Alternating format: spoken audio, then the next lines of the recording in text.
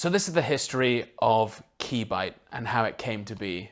And this is a really interesting story if you yourself have created something and you want to bring it to fruition, and a lot of people are telling you, no, it's not possible, it can't be done, it's too difficult, it's too expensive. So we'll go back, I was 16 years old and I created the trick called Latch. Some of you may have bought it on Illusionist. It was during a drama lesson. I came up with the idea of taking a key chain, like a split ring of a key and a key, throwing it, and in midair they would link. And when I did it, when I performed it, it was incredible.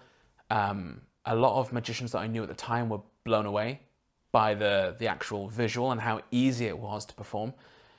And I started to think, wow, I've stumbled upon a niche here, like its own subset of magic, key magic, something that's organic for everyone to carry, but something that's very underused, or at least under-gimmicked within magic. So I wanted to create, one of my favorite visuals is, and I'm sure you all remember when David Blaine on Street Magic borrowed a quarter and he bit it in half and then spat it back on, and you could see the girl's hair move when he blew that half of a coin back together. And it's one of those effects that stays with you as a magician. It made a massive impact on me viewing it and what I actually wanted to perform. I wanted to perform organic, close-up, in-your-face, borrowed objects magic. And I stopped using gimmicks. I started using cards because I didn't ever want to be without that. I started to carry Latch and do an impromptu version because I didn't want to ever be without a gimmick. And then I started to bring in some of those gimmicks into my magic, but kept spending them. I'm sure you've all had that same thing where you buy a coin and bottle gimmick, or you buy a coin bite gimmick and you accidentally spend it. It's mixed in within your pocket of change to look like it's not a gaff. And on a night out, or when you're with your friends, or when you're quickly paying for something, there's a queue behind you, you will end up accidentally spending that gimmick. So I must have gone through 6 or 7 coin bites and coin and bottle gimmicks and just decided to stop using it until I could create this. So I sat on it for years, and in 2008 I met Roy Coopers at Blackpool Magic Convention, and I pulled him aside. He was there with his son, and I said, the first time I ever saw a coin bite gimmick was yours. I wonder if you could make this for me. And he said, sure, no problem. And I was super elated. This is 12 years ago now. Absolutely blown away that he would even bother to spend his time doing it.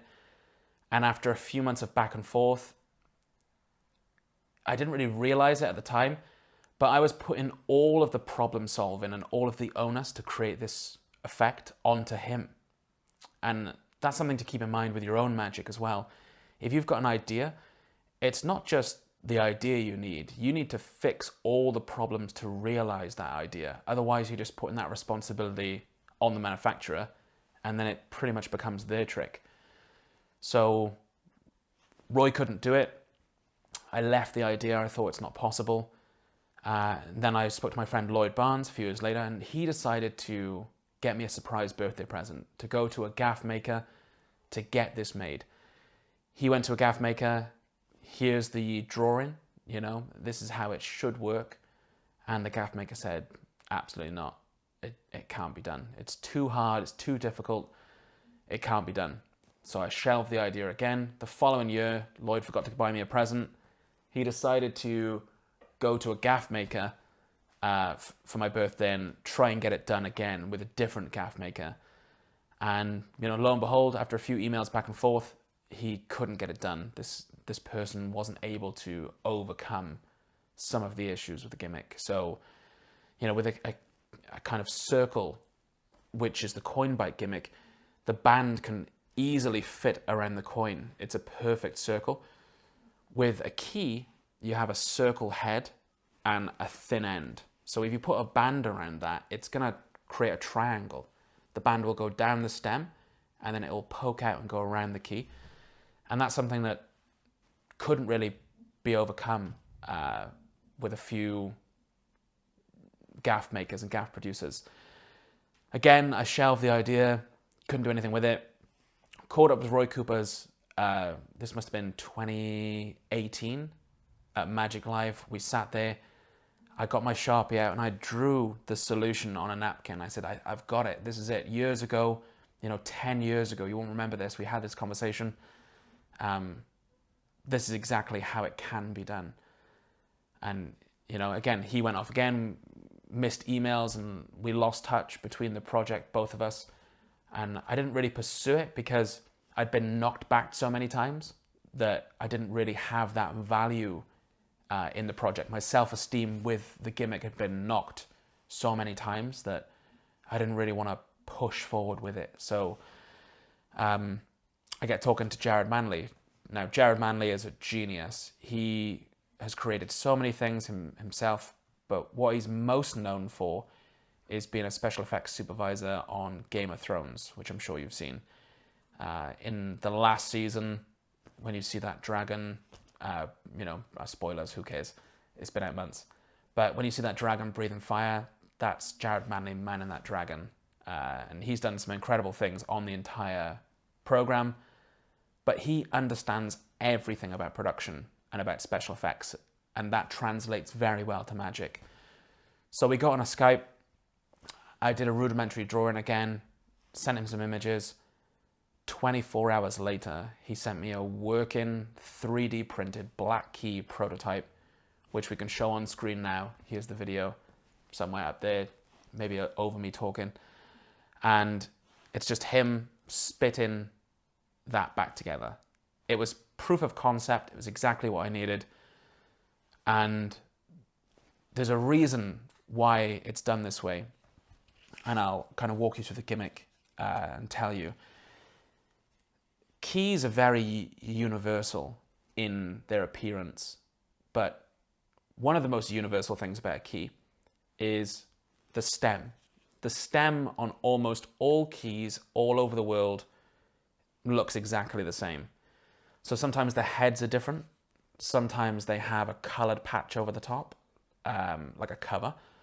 Sometimes they have a design on the circle bit. Sometimes this is diamond shaped. Sometimes it's a polygon. Sometimes it's square. But the thing that remains constant is the stem of the key. And that was really important for the development of this gimmick. There has been a key byte gimmick before. It was called Bitten Key by Magic Box. It was about 10 years ago. The earliest reference I can find is 2010.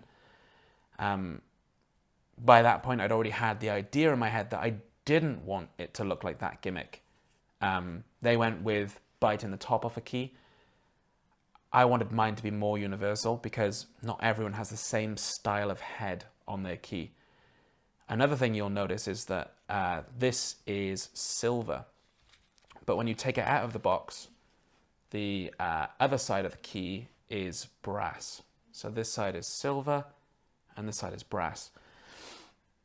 And when developing it, that was important too. I needed to have something that if I legitimately borrowed any key, just by turning the gimmick in my hand, I could perform it with any brass key or any silver key.